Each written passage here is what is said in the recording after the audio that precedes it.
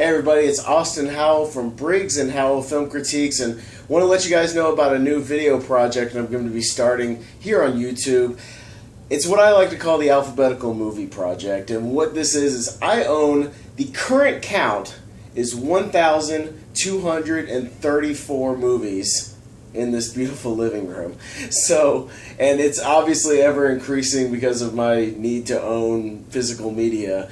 But, you know, I was thinking a lot to myself, what's a way where I can kind of go through and watch these movies? You know, there's a good little chunk of them that I never even watch as part of these like multi-sets or box sets or, you know, whatever. So I needed a way to watch something, and for me to find something to watch every week. Because when you own so many, it's almost like when you have hundreds of channels on a satellite and you can't figure out what you want to watch. So I'm going to remedy that with sort of a weekly series. So what I'm going to do is, starting A to Z, I'm going to go through and watch all my movies, which I did the calculations. It's probably going to take me about 4 years to get through this thing. But, you know, I figured it would be a fun thing for you guys. Hopefully you'll indulge me and we'll have a little fun in the process. So what I'm going to do is, about every week I'm going to take a batch of about 4 or 5 movies and just sort of bring them up and talk a few minutes about each one after I've watched them. So before I even get to the alphabeticals, I have to start with numbers, because in most stores they put the number movies before the alphabetical movies. So what's the big movie? What's the first movie that I watched for this alphabetical movie project? None other than the 90s Kid Power classic, Three Ninjas. So yeah, what a way to start out. Three Ninjas, a movie a lot of you probably watched when you were a kid. I know this was on frequent rotation at the Blockbuster near my house. And what can I say? It's terrible. It's today, I watch it, it's really, really bad. But I can understand why when I was a kid, I really dug it. So yeah, basically for this series, I'm going to use Three Ninjas as my first example. I'm going to talk a little bit about, first, my history with the movie, and then, you know, what I thought of it then, what I think of it now, and just kind of give you a background with it and kind of my current thoughts. So yeah, back then I thought this movie was great, and I probably saw it dozens of times. I don't think I've actually watched it since I bought the DVD, I think off of Amazon like a long time ago. But man, you know, there's a quote on the front of this DVD. It's from the Boston Globe, crosses Teenage Mutant Ninja Turtles and Home Alone. And you know, when I went back and watched it, the first 30 minutes of this movie is Teenage Mutant Ninja Turtles, the 1990 movie. The 3 kids literally represent the Turtles, minus Donatello. Tum Tum, the little short one who eats a lot, is Michelangelo. The older one, Rocky, he's Leonardo, he's the leader. And Colt is Raphael, because he's sort of the rebel of the group. And then Victor Wong, who's not Japanese by the way, teaches them the art of the ninja, and he's basically Splinter. So the first 30 minutes is almost the same, with just, you know, Victor Wong giving them advice and sort of teaching them the ways and how to rein in the stuff that he's teaching them. And then the middle of the movie becomes like this crazy Home Alone scenario with these 3 kidnappers working for this guy named Snyder, by the way, which Snyder, Shredder, kind of sounds similar, you know. And I don't know what the deal was back in the 90s with bad guys having like greased back ponytails and being like toxic waste dumpers, which is what this guy is. Like, there was a million of those back in the 90s. I don't understand what that trend was, but it's really silly. But really the best part of this movie is that middle kind of chunk, because there's these 3 kidnappers who are just these, hey man, we're surf bums, radical, cool, whatever, and they have the best lines of the movie easily. It's kind of the only real redeeming thing about this. This is a movie that it's definitely got that nostalgia kick, but I highly doubt I'll ever watch it again unless I have to, or if I'm showing it to a kid at some point or whatever, just to show them what 90s is all about. I don't know. But overall, it's not great. I didn't have a great time with it. So like Briggs and Howell Film Critiques, I'm going to kind of give it a skull score, sort of what we do on the site, out of 5. I mean, it's hard to do it though. As an adult, it's like a 1.5 maybe. But I mean, as a kid, it's like a 3.5. It's pretty good, you know, for kids. They'll get a kick out of it.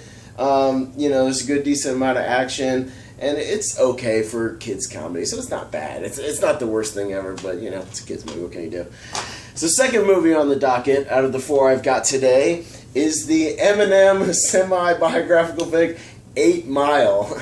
So 8 Mile is one that I know I bought a little ways back. I think I bought it used, and I don't know if I've actually watched it since I bought it, but this came out the year I worked at a movie theater. I worked at Cinemark Tinseltown, and this came out the year. I know I watched it a couple times in the theaters, and back then, I was really interested to see how Eminem was, and could he act, could he not act? I mean, a lot of these rappers try to be actors. Some are okay, some are not so good, but he really does a great job here, and it's a good, solid, biopic, kind of. I had forgotten that it really only takes place in about the span of a week, which it does. But all the performances are good, and they're easily the best thing about the movie. All the rap battles are really fun, especially the final one. It kind of amounts to almost like a fight at the end of a Rocky movie. It really gets you fired up and good. The pacing's pretty strong. It's not too long. It's like an hour and 40 minutes. It's pretty good overall, and, this is one of those movies that it made me interested to see, what the future held for Eminem as far as acting goes. But he really hasn't done much. I mean, he's only had kind of cameos or little spots in Funny People, or he did a spot in that movie, The Interview.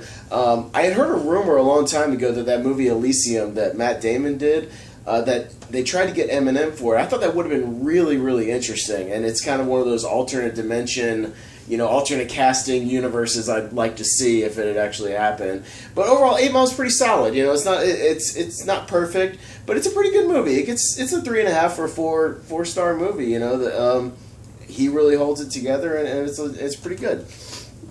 So, the third movie we've got is the 1995 Terry Gilliam sci-fi classic 12 Monkeys. Now, 12 Monkeys is a movie I think I've only seen once up until my most recent watching. I know I kind of cold bought it, I think at a movie stop or something a long time ago, and I watched it, and I really enjoyed it, and I had forgotten how much I enjoyed this movie, because I probably haven't seen it in a good, at least probably 7-8 years. But if you don't know, 12 Monkeys is sort of a dystopian time travel movie. It's Bruce Willis is in, I think it's the year 2032 or something like that. Everything's kind of gone to hell because of a virus that's wiped out most of the population.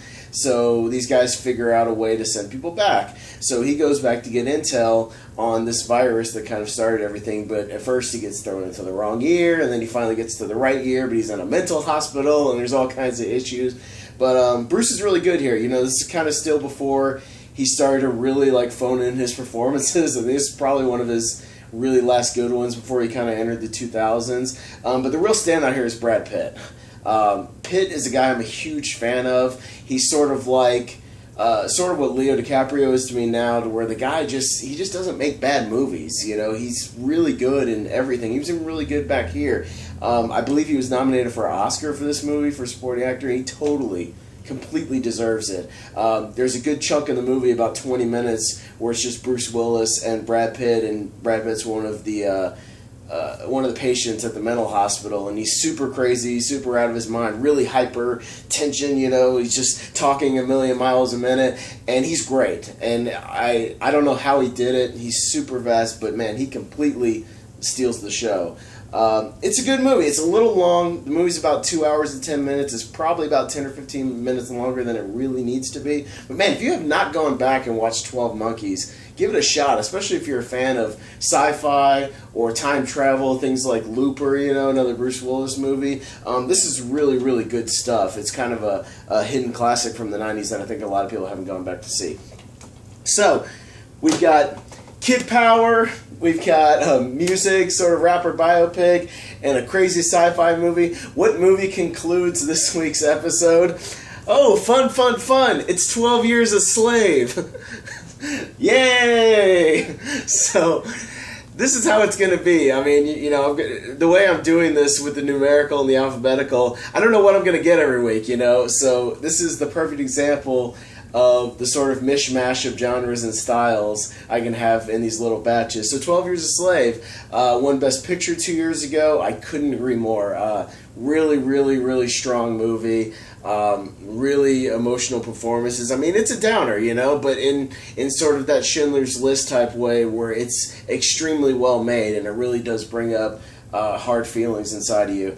And, you know, Chiwetel Ejiofor is sensational here. I mean, there's nothing else to really say. He's sort of a guy that's been a character actor for a while. You know, he was in like 2012 and, you know, like a lot of sort of just side roles. And I'm really glad he got a chance to shine here because he's really catapulted himself to the A-list with this movie. And he's great. I mean, the whole movie, you know, was based on a true story about this guy who was sold into black market slavery, you know, even though he was a free citizen.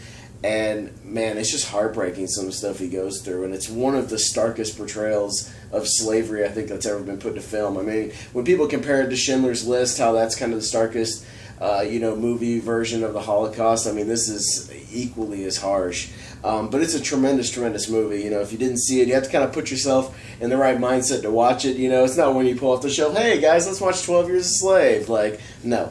But, you know, if you can stomach the sort of harshness through the movie and the stark portrayal of slavery, you're going to get a lot out of it, though. There's a lot of great performances. And it's a really strong movie. So if you didn't get a chance to catch 12 Years a Slave, give it a shot. So that's pretty much going to do it for this week's edition of Howell's Alphabetical Movie Project. Thank you guys. Hopefully you'll subscribe to my channel and follow me from week to week. Like I said, it's going to take a really long time, but I'm really looking forward to it. I'm really excited about going through these movies, maybe watching some things I haven't gotten around to, and, you know, have fun revisiting some things I haven't broken off my shelf in a little while, some things collecting dust. So thank you guys very much. I'll see you on the next episode. Bye-bye.